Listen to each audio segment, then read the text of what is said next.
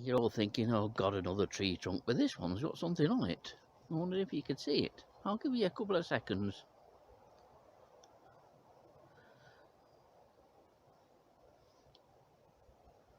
And if you've still not seen it, we'll go a bit closer.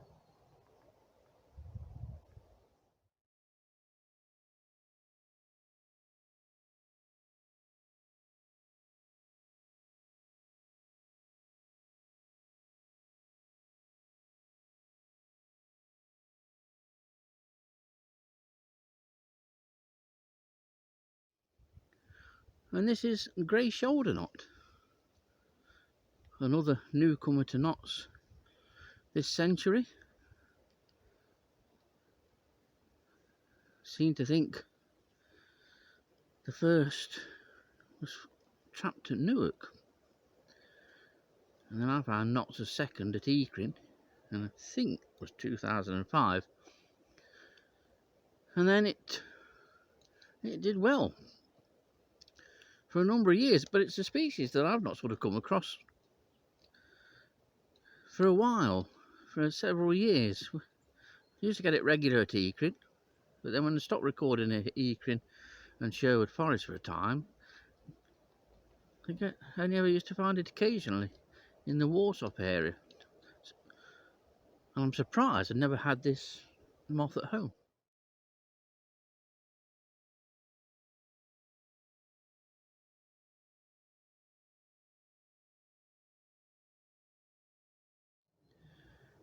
It's an attractive moth, very similar to Blair's shoulder knot, but it's the camouflage on this pine tree. It really does blend in. And I was quite surprised to see it on this pine trunk, because there's, apart from a few silver birches and a few bits of oak and some young sycamores, this is all completely pine woodland. And these overwinter as adults. In fact, we had one grey shoulder knot that was on the trunk of a tree at Eakring for a fortnight, from sort of mid-December. It eventually disappeared from this tree on New Year's Eve.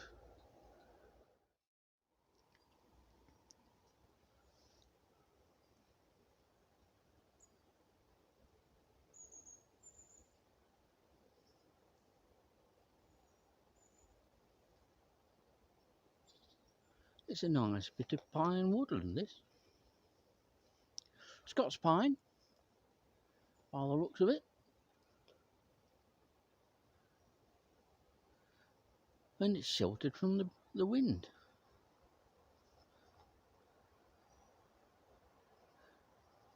Well, it is for a time, and then you can hear the approaching gusts of wind working its way through the tops of these trees. I'll have him down that way.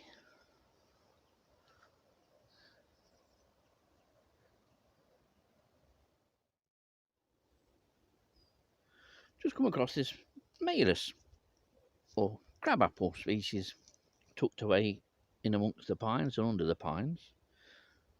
And within a couple of minutes I've been able to find 4 species of micro moths. And we'll start with the first, if I can show you these. And we've got a stigmella mine, and this is a gallery mine. This is a long gallery and a contorted gallery mine, as you can see, and it's filled with frass. The frass might have been green originally. I have a sneaky feeling that this is one of the hawthorn feeders. A lot of the hawthorn feeders will often feed on malus as well, as I believe hawthorn and malus are both in the Rosaceae family. Then we've got this one, which, as you can see, is a much smaller mine and very highly contorted, and this one appears to be occupied by live larvae. I have took some photos, and I will be taking that one back home just in case.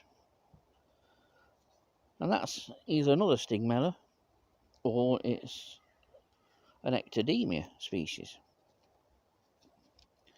And then we have these.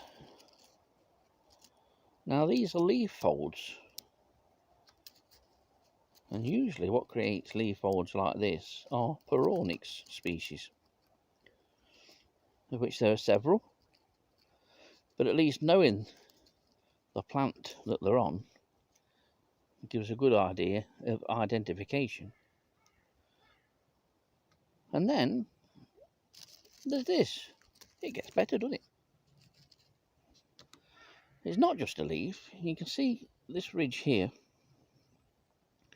This is a leaf mine of one of the Phalaenopteris. Now there's several Phalaenopteris that feed on Malus.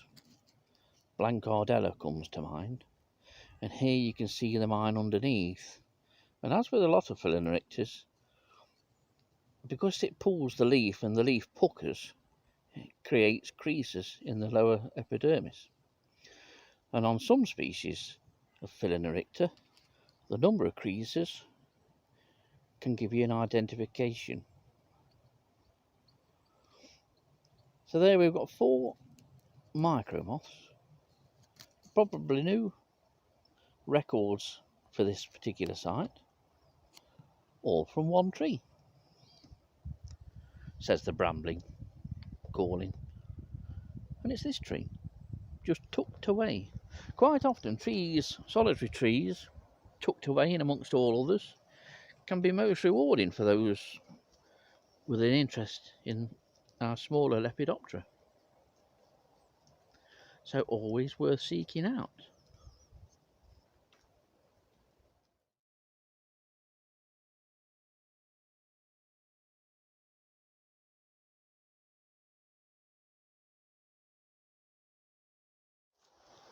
If you ever come to Nottinghamshire to holiday at Centre Parks, this is pretty much the kind of view you'll get from your chalet. This is typical of pine woodland in Nottinghamshire, and I dare say throughout much of the UK. And obviously this is a crop, so at some time these will come down. But Nottinghamshire has been quite fortunate to have so much area given to commercial forestry, in that the planting of pines has led to the introduction of a number of species. Pine hawk moth is one classic example. I remember the first one appearing in the 1980s, and it was such an important discovery it even made the Nottingham Evening Post. Now there's nothing on this tree trunk physically, but there are signs that something's been underneath it. And we've got the exit holes of longhorn beetles. You see the exit holes here, there, a larger one there, one further up. And these will be the exit holes of an impressive longhorn. Just plain brown, but it's an impressively large species called Archipelus rusticus. And I'll drop a photo in, and it's certainly a species that has benefited from the planting of pines.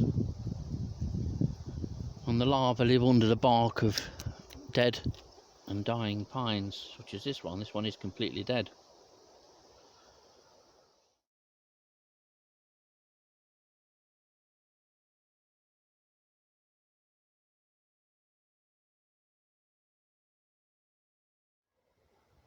Still in this area of pine forest, and I'm going to cut down. I'm not going to go into where these mature trees are now. I'm just going to cut down on the left here to what's a developing plantation, and roughly work my way back to the car and just see if anything turns up down there.